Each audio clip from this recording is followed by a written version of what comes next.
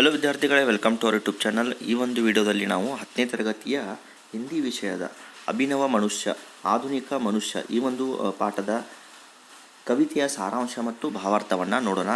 ಇದರ ನಂತರ ಕನ್ನಡದಲ್ಲಿ ಅದರ ವಿವರಣೆಯನ್ನು ಕೂಡ ಸಾರಾಂಶವನ್ನು ಕನ್ನಡದಲ್ಲಿ ನೋಡೋಣ.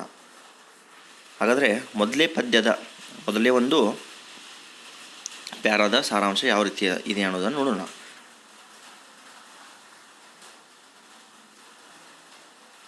आज की दुनिया बड़ी विचित्र है और नवीन भी. आज प्रकृति के सर्व क्षेत्रों पर विजय पाकर मानव आसीन है. ऐसे लग रहा है कि उसने जल, विद्युत और भाप आदि पर अपना प्रभुत्व जमा लिया है. आज मनुष्य की आज्ञा से पवन का ताप घटता है और बढ़ता है. उसमें मनुष्य को कहीं रुकावट नहीं है. यहाँ तक कि सरिता, पहाड़ तथा सागर को भी आज मनुष्य ಸಹಜತಾ ಸೆ ಲಾಂಘ ಸಕ್ತಾ ಹೈ. ಇದು ಒಂದನೇ ಪ್ಯಾರಾದ ಸಾರಾಂಶ. ಮುಂದೆ ಎರಡನೇ ಪ್ಯಾರಾದ ಸಾರಾಂಶವನ್ನು ನೋಡೋಣ. आज इसी मनुष्य का वायुमान आसमान में उड़ रहा है. परमाणु भी मानो मनुष्य के करों को देखकर कांपता है. यह मनुष्य जो सृष्टि का श्रृंगार है, ज्ञान, विज्ञान और आलोक का आगर है. व्योम से पाताल तक की सब कुछ उसे जानकारी है. ಇದರ ನಂತರ ಕನ್ನಡದಲ್ಲಿ ಕೂಡ ವಿವರಣೆಯನ್ನು ಕೊಡ್ತೀನಿ, ಸಾರಾಂಶವನ್ನು. ಈಗ ಮೂರನೇ ಪ್ಯಾರಾ ನೋಡೋಣ. परंतु कवि कहते हैं कि यह वास्तव में मनुष्य का परिचय नहीं है. यह उसका श्रेय नहीं है. श्रेय तो उसका है जिसने बुद्धि पर चैतन्य ऊर की जीत प्राप्त की हो. श्रेय उनका है जिन्होंने असीमित मानव से प्रेम किया है.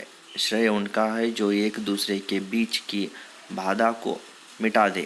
वास्तव में वही ज्ञानी और विद्वान है तथा सच्चा मानव भी वही है.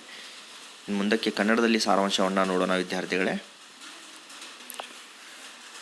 ಇಲ್ಲಿದೆ ನೋಡಿ ಕನ್ನಡದಲ್ಲಿ ಸಾರಾಂಶ. ಆಧುನಿಕ ಮನುಷ್ಯ, ಅಭಿನವ ಮನುಷ್ಯ. ಆಧುನಿಕ ಜಗತ್ತು ಅದ್ಭುತವಾಗಿದೆ ಎಂದು ಕವಿ ಹೇಳುತ್ತಾರೆ.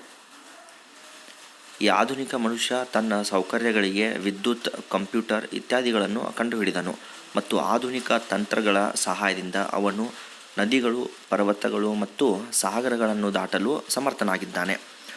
ಪರಮಾಣು ಶಕ್ತಿಗಳನ್ನು ಸಹ ಈ ಮನುಷ್ಯ ಕಂಡುಹಿಡಿದನು. ಅವರು ವಿಜ್ಞಾನ ಸೇರಿದಂತೆ ವಿವಿಧ ರೀತಿಯ ಜ್ಞಾನದ ಮೇಲೆ ನಿಯಂತ್ರಣ ಹೊಂದಿದ್ದಾರೆ.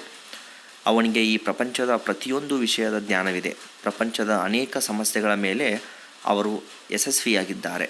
ಆದರೆ ದುಃಖದ ಅಂಶವೆಂದರೆ ಅವರು ಪ್ರಪಂಚದ ಅನೇಕ ವಿಷಯಗಳನ್ನು ಅರ್ಥ ಮಾಡಿಕೊಂಡಿದ್ದಾರೆ, ಆದರೆ ಅವನು ತನ್ನನ್ನು ಸ್ಪಷ್ಟವಾಗಿ ಅರ್ಥ ಮಾಡಿಕೊಳ್ಳಲಿಲ್ಲ. ಪ್ರಕೃತಿಯ ಮೇಲಿನ ಯಶಸ್ಸು ಆಧುನಿಕ ಮನುಷ್ಯನ ಸಾಧನೆಯಾಗಿದೆ, ಆದರೆ ಪ್ರಪಂಚದ ಇತರ ಜನರೊಂದಿಗೆ ಸಹೋದರ ಸಂಬಂಧವನ್ನು ಸ್ಥಾಪಿಸಲು ಅವನಿಗೆ ಸಾಧ್ಯವಾಗುತ್ತಿಲ್ಲ. ಇತರರ ಮೇಲಿನ ದ್ವೇಷವನ್ನು ಮರೆತರೆ ಅವನು ನಿಜವಾದ ಮನುಷ್ಯನಾಗುತ್ತಾನೆ.